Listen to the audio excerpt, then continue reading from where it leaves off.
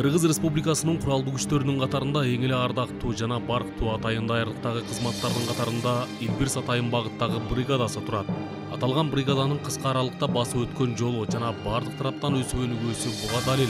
Улуттук биринчи каналдын кызматын мекенге патриоттук көрсөтүүсүнүн бүгүнкү чыгарылышынан Илбирс бригадасынын кезектеги машыгуусуна күбө болосуздар.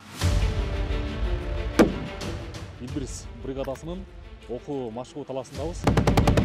Ұрпақтарға мекенімізде татықты өткөрүп бергенге милдеттүүбүз.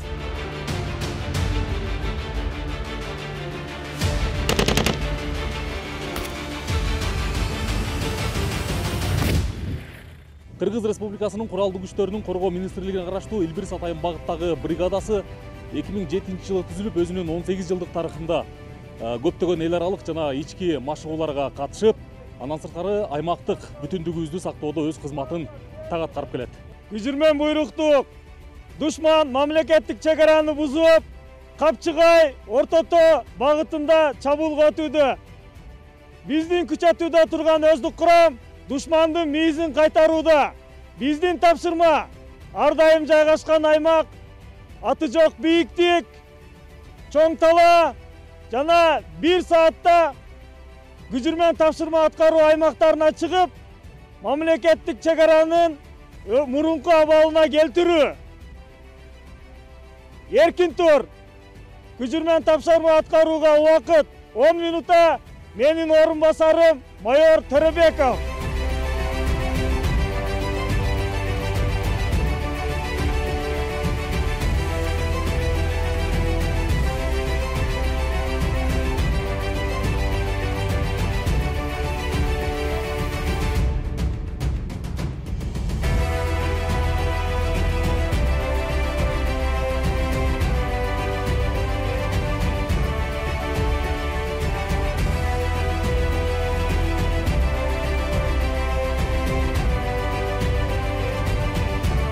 Биз азыр Атайын дайындалган Илбирс бригадасынын окуу машыгуу таласындабыз. Бүгүнкү жыйында эмнелер көрсөтүлөт? Бүгүнкү жыйында коюлган тапшырмаларга ылайык Илбирс Атайын дайындалган бригадасынын өздүк курамы өзлөрүнүн сооттолгон техникалары менен чыгып, окуу машыгуу таласында коюлган тапшырмаларды аткаруу боюнча тактикалык сабактарды өткөрөт. Бул тактикалык сабактарга артиллериялык куралдар жана танктар, ошондой эле сооттолгон аскер техникалары чыгып, өзлөрүнүн күжүрмен тапшырмаларын аткарышат. Азыр колонна кетпедиби? Өң талуу отушат алар. Ооба, алар мурда дайындалган жана дайындалбаган дагы ордуларына барып, тапшырмаларды аткаруу боюнча өзлөрүнүн иштерин аткарышат.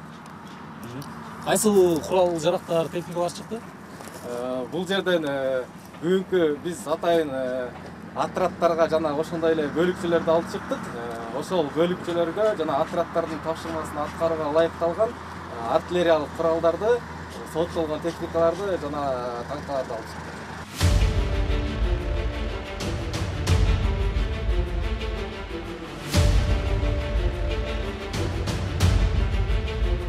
Илбирс Атайын багыттагы бригадасы заман талабына жооп берген ар кандай техникалык жабдуулар жана курал-жарактар менен камсыздалган.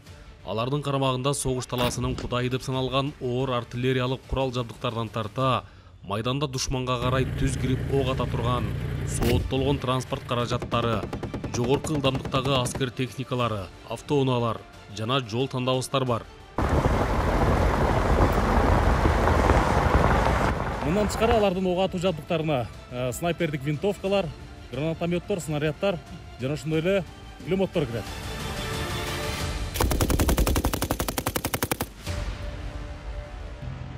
Биздин азыр артыбызда турган техникага мүнөздөн көрө кетсеңиз.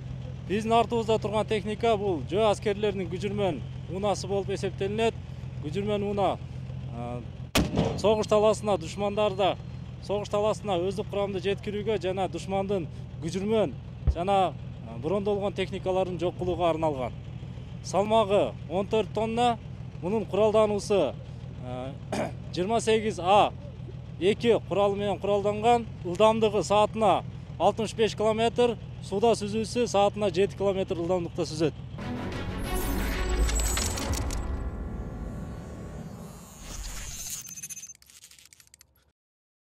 Ошол!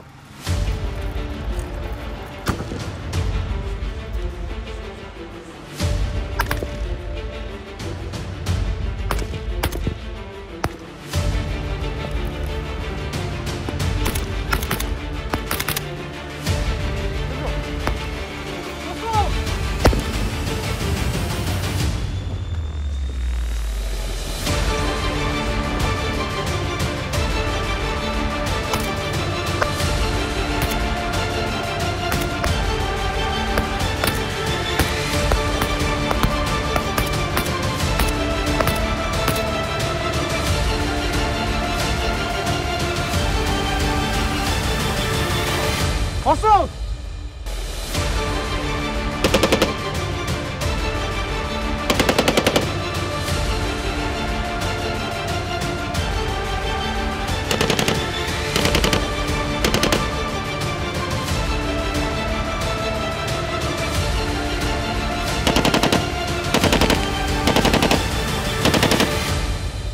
Аскер бөлүктүн көчүрмө планы негизинде тактикалык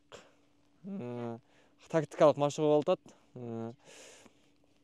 Пулемет менен ар бир ыкмада душманды жок кылуунун машыгуусу болуп жатат азыр. Пулеметчик негизи согуш талаасында кандай абалда согушат? Чалгынчы пулеметчиктер согуш талаасында чоң ролду ээлейт деп айтсак биз жаңылышпайбыз.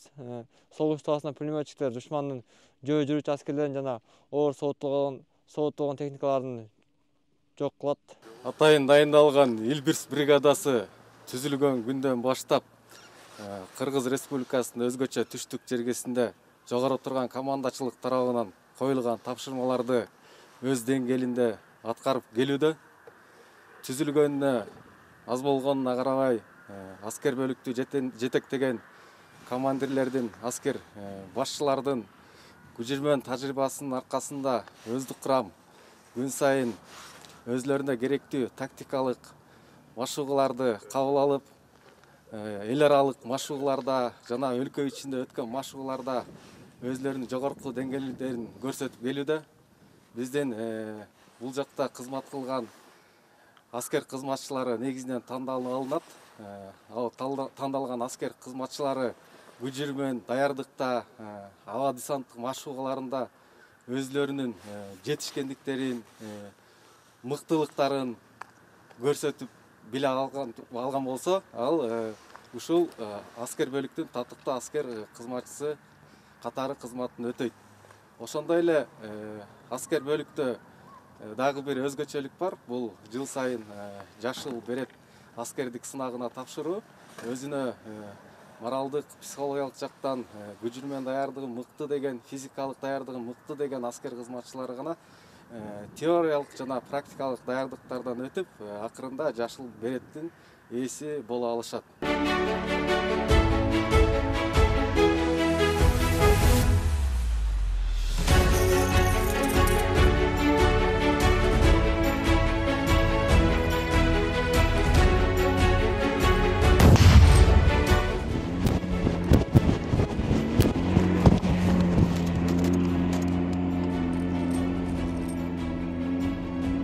Байкадым, аралык 850 метр, каналдын чоккон багыты секундасына 4-5 метр. Кыргыз Республикасынын куралдуу күчтөрүнүн Илбирс Атайын багыттагы бригадасынын өздүк курам менен кенже адистердин даярдыгын жыйыны өтүп жатат. Бул жыйында бизге коюлган тапшырмалар эң негизги бул деген аскер кызматчылардын өзүнүн штаттык кызматтык орундагы жана өзүнө бекитилген куралды согуш талаасында, согуш учурунда кандай алып баруусын үйрөтөбүз. Чалгынчы мисалга келтире кетсем, чалгынчы көз катары бул жекелей эле бардык эле аскер кызматчылардан даяр боло бербейт. Буларга өзүнүн шыгы бар, алыстыкты, жакындыкты баркта билгендей жана шамалдын багытын таап, изилдеп билген аскер кызматчылардан дайындалат. Жалгынчы көз катарга эң негизги коюлган тапшырмалар жана эң негизги талаптар бул согуш учурунда душмандын жана мыйзамсыз куралданган топтордун командирлердин же болбосо пулеметтик эсептердин же гранатометтик эсептерди эң биринчи жок кылуу милдеттүү.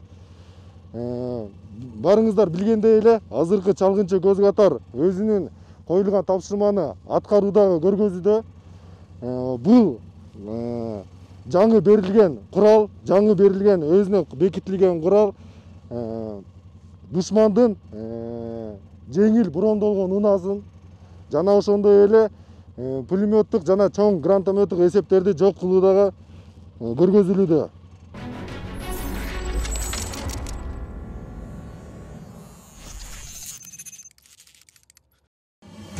Эсеп көңүл бор. Биздин багыт 6-болжол. Эсеп көңүл бор. Урушка!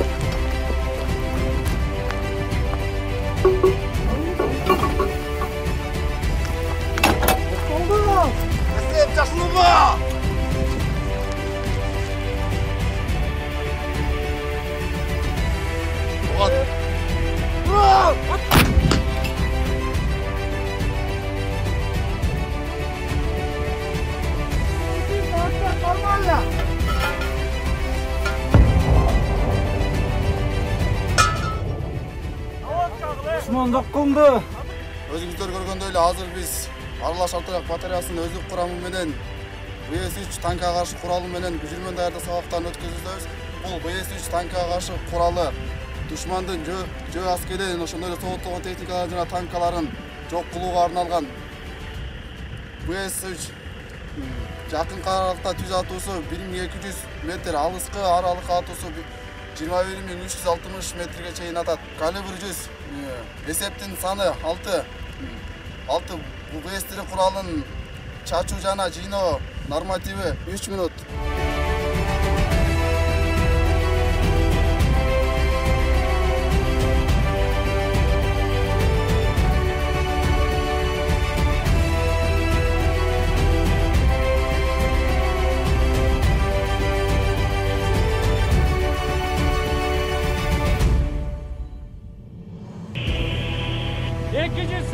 Uzala 73 bayramış.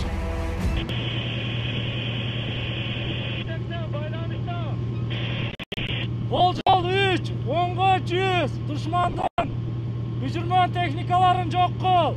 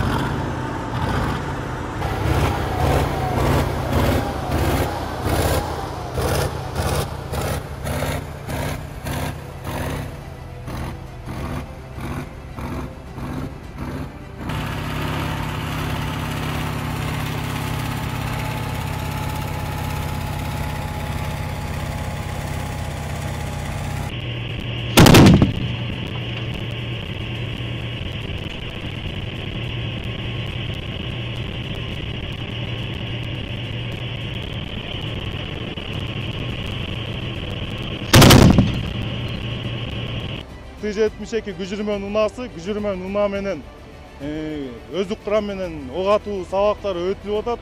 Бул күжүрмөн уна танк T-72 деп аталат. Салмагы 40 тонна.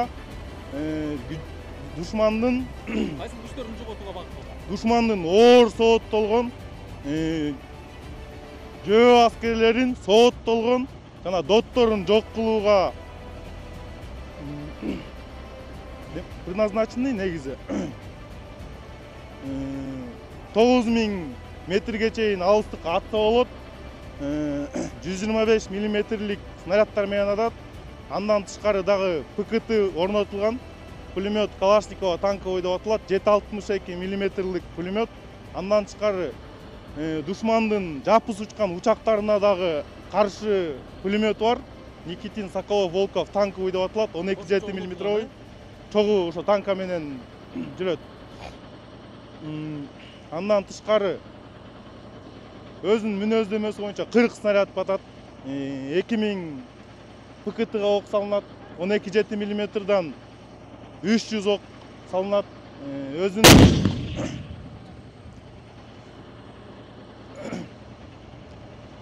Кулакты жабалдап коюп элеңиз. Кулак атуу ушундай, үнү катуу чыгат негизи. 3 витте снаряд менен атат. Бронебойный, кумулятивный, осколочный. Андан тышкары соляркасы 1200 литр куюлат. Мотордун 840 аттын күчү бар. Ошондой эле түнкүсүн дагы ок атса болот. Ночной приборлор бар, и күндүзгүсү дагы ок атса болот.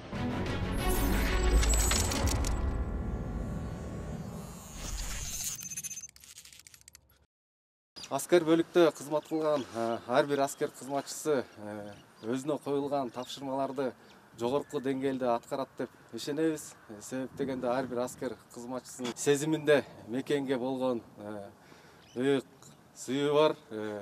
Ар бир аскер кызматчысы билет намыс өлүмдөн катуу болорун. Игертеден ата бабаларыбыз кылычтын мизинде, найзанын учунда өз жерин коргоп бизге өткөрүп бере турган болсо, учур азыр бизге келип, биз дагы урпактарга мекенибизди татыктуу өткөрүп бергенге милдеттибиз.